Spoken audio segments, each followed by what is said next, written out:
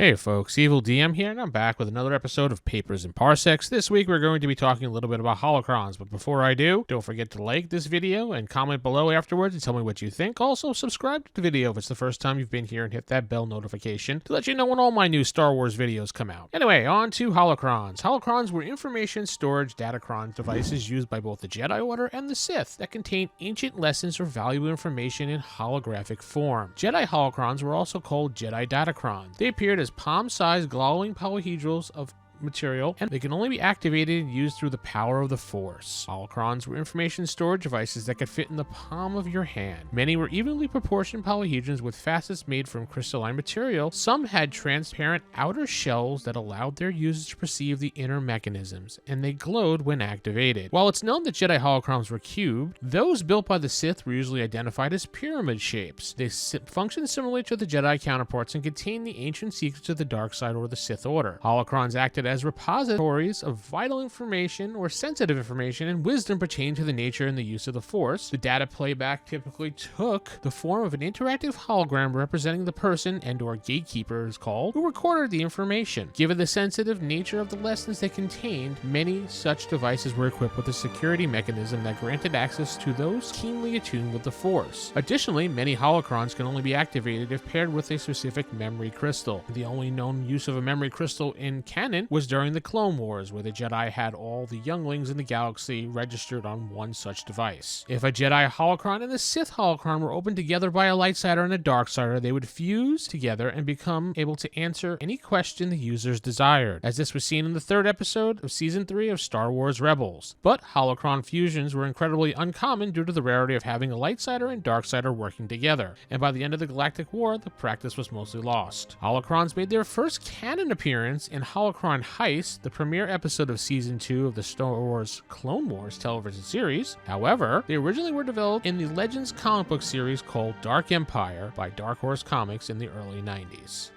So let's talk more about the holocrons themselves, and in order to do this, the book really has no rules on holocrons or Sith holocrons or Jedi holocrons at all for first edition. We have to actually move ahead to second edition, which is pretty close to 1E. It's not that hard, but if we jump into the Game Master Handbook for 2E, we can go to page 74, I believe it is. And yes, page 74, and they talk about a creation process and how to make artifacts. A holocron obviously is an artifacting game and should not be just given out freely and should not be given out lightly. It's something you have to think about, because if you're playing a game and you have Jedi in your game, but you're playing during the era of the Empire, and the Jedi characters have to improve their Force skills somehow, and the book requires them to have a teacher, otherwise it's going to be a long, hard journey to get those Force powers. You got to go find a Force-sensitive person. What better way to do it than have them go on a journey to find a holocron?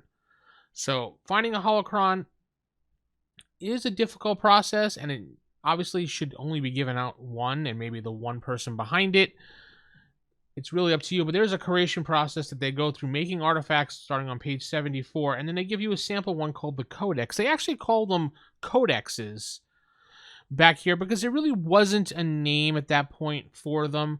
As I said previously, it didn't come around until the Dark Horse comics when they started using them, and then later on it became more canon in the Clone Wars cartoon series. But it goes through there and talks about how to create them and other artifacts similar like that, like what does it look like, what can it do, what can it do, what's the background or history. And obviously back then they thought it kind of looked like the pyramid shape, which they had retconned back into a square. Holocron's more like a square thing that fits in the size of your palm. The Sith version was the triangle, the pyramid of power, things like that. They wanted to get rid of the pyramid for the power symbol because it's not really about Jedi. But we also learn about that a little bit more as we go on, but enough of that. So when you do create your holocron, you have to remember that you have to create a character, because inside a holocron, whether it be a Jedi or Sith, is the memories, the experiences, and the life catalog. It's kind of like a journal of the person who's leaving it, and you have all that information dumped inside of it with this Force type crystal that powers it, which powers it through the Force.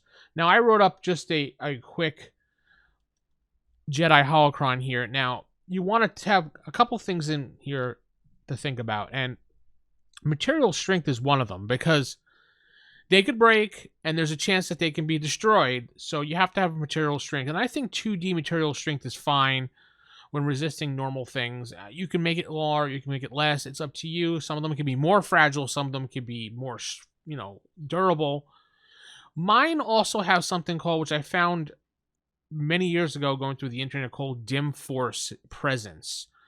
And basically all that is it's the ability for the Force user to suppress his Force abilities, so when someone's using Sense the Force, they can't find them. And while they're using that, and they don't have to, I mostly do it this way, so I'll just do it real quick here. When I have the Jedi Holocron every day, I roll the Force presence, the dim Force presence. I'll roll the 5D as the GM, and that is the number that is static on that Holocron for the day.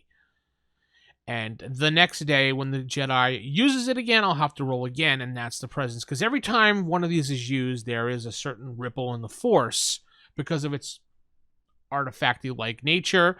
And obviously, you don't want someone like the Emperor figuring out why you're using this or where it is, because he could sense the Force from light years away and find out where you are. Now, while you're doing that, also the person that possesses that holocron, and I got this idea from the Game Master's book because it does go over this, that you can give the person bonuses to their Force skills while they hold it on their person.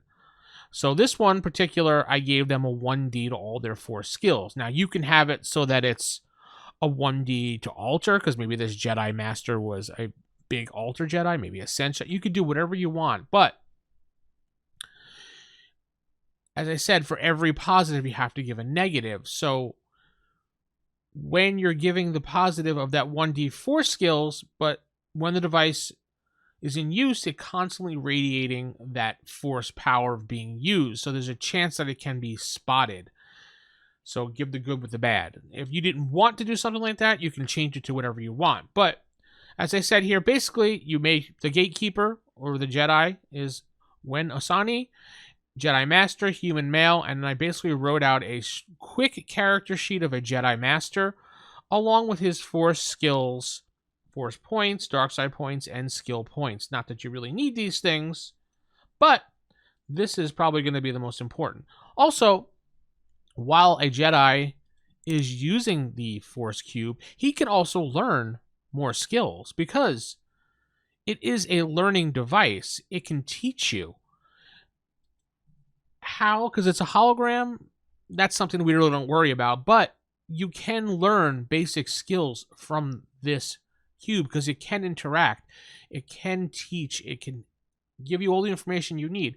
While there's no real emotion involved with it, or it feels like it is, but it's not. But the Jedi can become attached to it, and that could be another negative, that maybe you have that the Jedi becomes attached to this new master and forms a bond with it, even though it's a hologram. Maybe you can add that as one of the negative factors to it. That'd probably be more of a Sith thing. But this is how you would actually do your own homemade holocron for your game. And you could change it up to whoever you want. I mean, you're making a Jedi Master here, so it doesn't really have to have skills such as these. They could be higher than this. I only wanted someone that was very high in the Force skills because I was trying to prove an example if he was looking for a Jedi Master. There's your Jedi Master. So hopefully that does open up some doors for you in your game. Again, don't give these out like willy-nilly. Give them out kind of like a rare type thing. But they could be cool quest items. They'd be like, think about D&D, the Paladin's Holy Avenger. Here's the version of the Holy Avenger right here.